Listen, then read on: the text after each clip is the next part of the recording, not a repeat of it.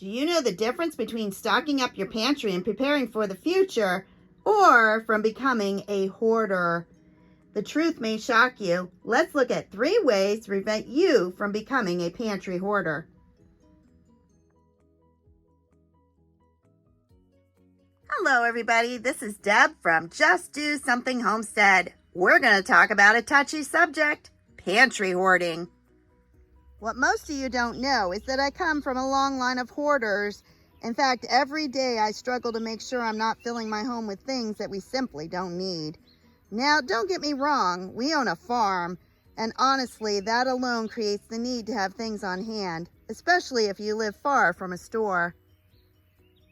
But I'm not talking about hoarding home items. I'm specifically talking about hoarding food. I'm going to share 3 signs that you may have become a pantry hoarder and what you can do about it. Then I'm going to show you how to preserve all this food step by step so that it will last for years. So let's get started. Number 1. The first and most important rule about stocking up on food is don't ever let food go bad. When my grandmother went into a nursing home, we discovered that she had some canned goods in her basement that were over 50 years old. That may be an extreme example, but right here is an entire shelf of food that is no longer edible. This is a huge mistake that I made. If my goal was to eat these jelly beans within a year or 2, I have already failed. And here was my next mistake. I simply mixed up too many containers of cereal. Even eating a bowl of cereal every day did not use up this cereal before it went stale. And we're not talking a little stale. If you open up your container and you can smell that it's just not fresh anymore, that's when I give it to my chickens. And I even know where the problem is. Different ingredients in this jar have different storage times. Some of them can only be stored for a year, while others can be stored for up to 10 years. When you mix them together, you have to take the lowest storage amount. Sure, it's not 100% wasted. The chickens do need to eat. But what it is it wasted valuable space and time when I could have been storing something more valuable.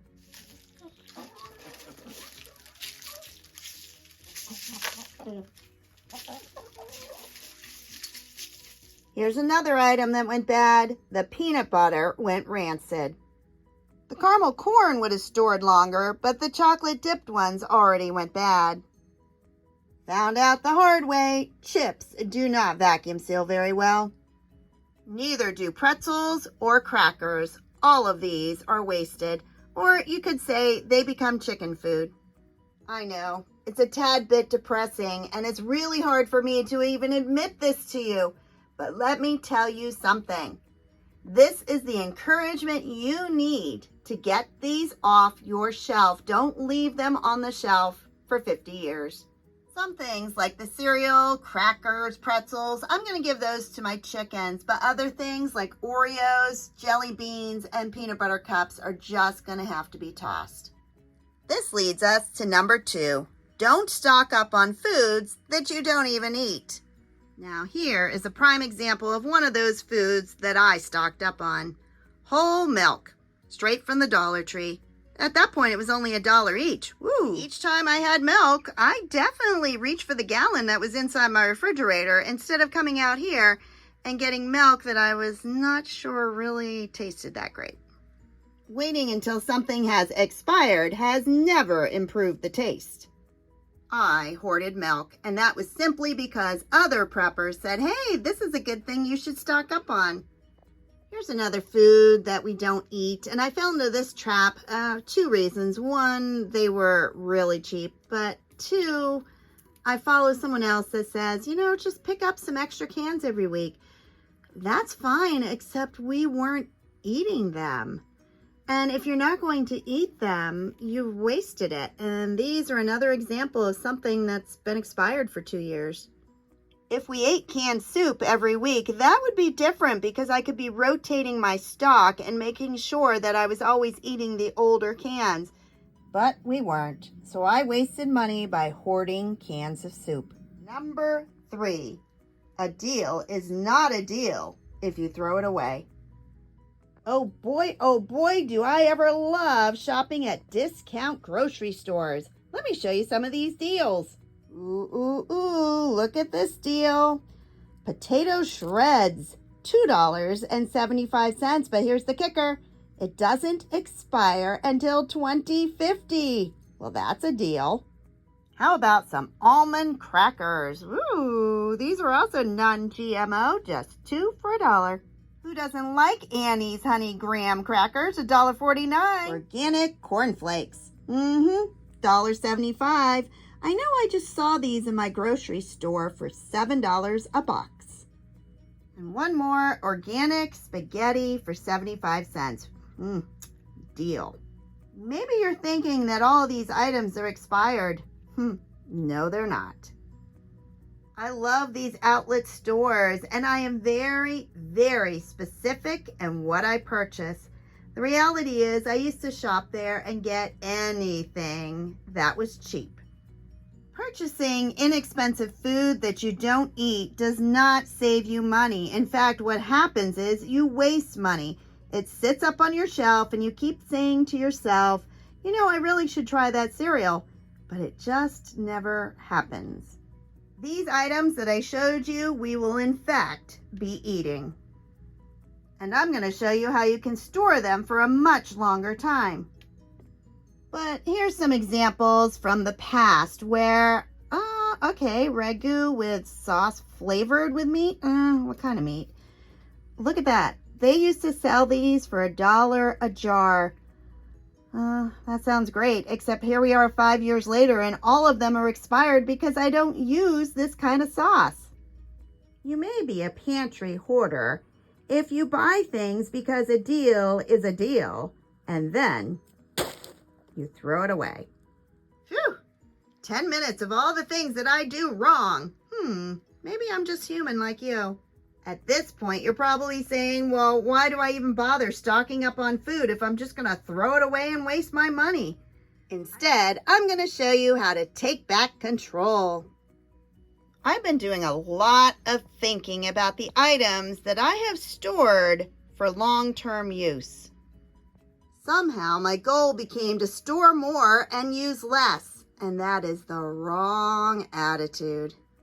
I should have focused more on researching what we eat the most of and how quickly we go through those items. Then I could have made a plan to only stock up on those things. So right now, let's make room for all the things we can store and use.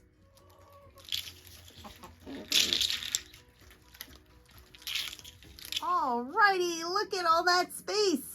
I want to talk about the items that I removed. Every single one of them had something in common. Did you catch it? They were convenience foods, and convenience foods simply don't last as long as single ingredient items. And what do I mean by that? Well, right here are some samples. We've got some beans, dried corn, popcorn, rice, oatmeal. Down there, we've got some cocoa and sugar. All of those have one item in them. And because of that, they store far longer than convenience foods. But does that mean there is no place in your pantry for convenience? Of course not. But what it does mean is the storage is going to be a little bit different. Here is that order from the outlet store that I love to shop at. And as I said, I become really choosy on the items that I purchase from this point on. We're going to talk about the best way to store each one of these items so that you don't waste food. But before I get started, I want to show you 5 foods that were on that shelf, and they were all fine. Let's talk about it. In the back, I had some graham crackers. They should have expired in May 2025, but I opened it up. They are still fresh, so I'm going to re-vacuum seal them. These are freeze-dried marshmallows. They last for 5-10 years. They really do last a long time. Nothing wrong with them.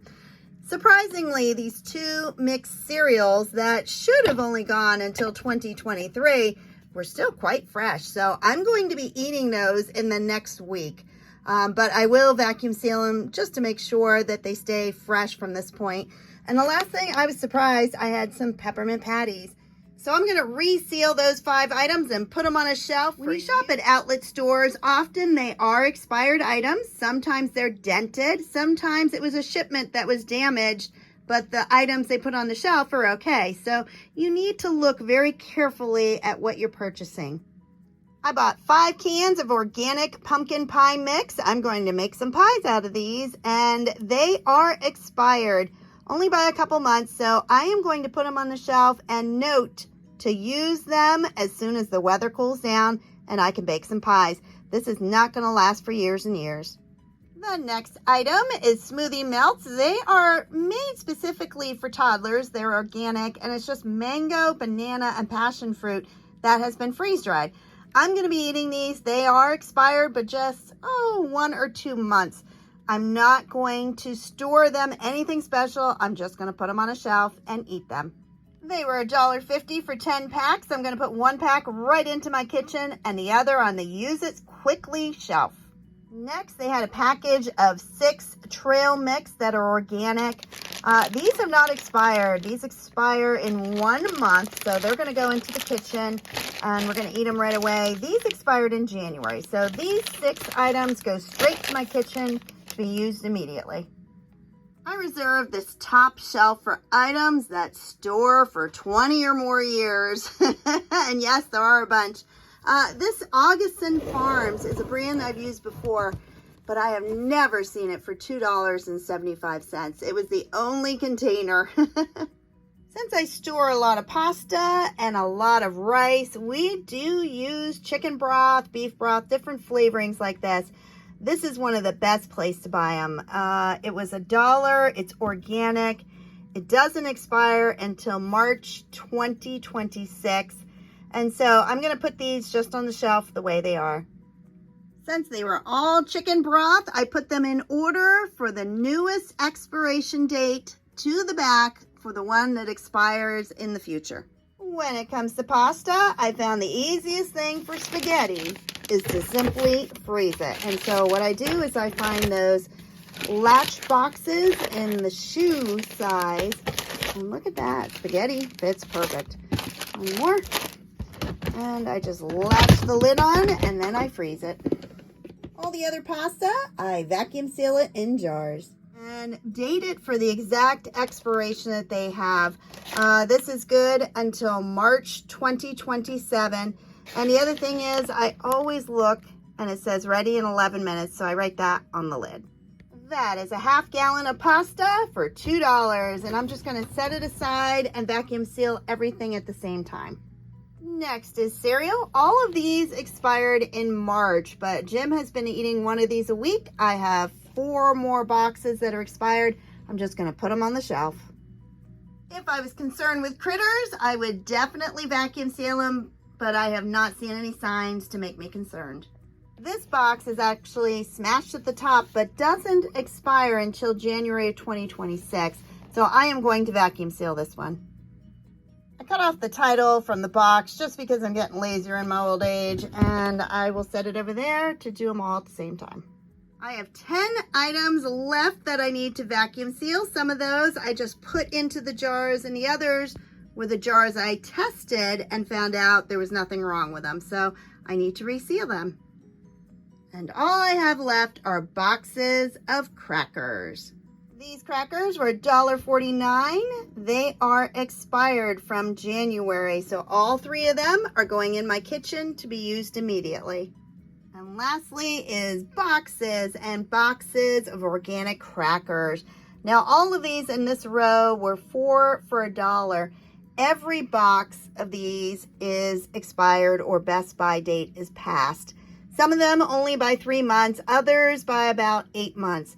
Something like this, it's not worth vacuum sealing. I'm not going to bring them back to life. And I've made that mistake before. You're not going to improve something that's already expired. Just out of curiosity, I decided to open up a box, 4 for $1. That's 25 cents a box. These are not stale at all. They're very crunchy and they're very, very good. So all of these, we're going to be eating them.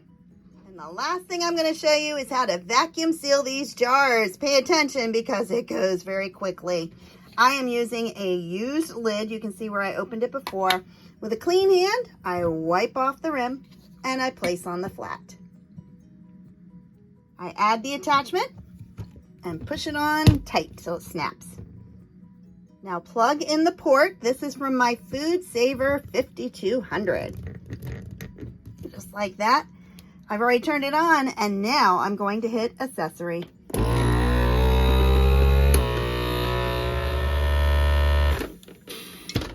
Oh, I heard it click, so I know this one's sealed. Remove all the attachments. Don't forget to write on the new information. This is obviously not organic flour, so I'm going to write on what it is and when it expires, and then put on a ring. Now let's get the rest of these jars sealed. For full instructions on how to vacuum seal, just click on the link at the end of this video. Convenient foods are not the problem. The problem is that if you start with expired food or food that you're not going to eat, or you don't put it on the shelf and rotate it, you're going to end up hoarding it. So if you decide to store some of these convenient foods, make sure you check it regularly. If you enjoyed this video on how to become a pantry stalker and not a pantry hoarder, please like, subscribe, and share. Have a blessed day, everybody. Bye-bye.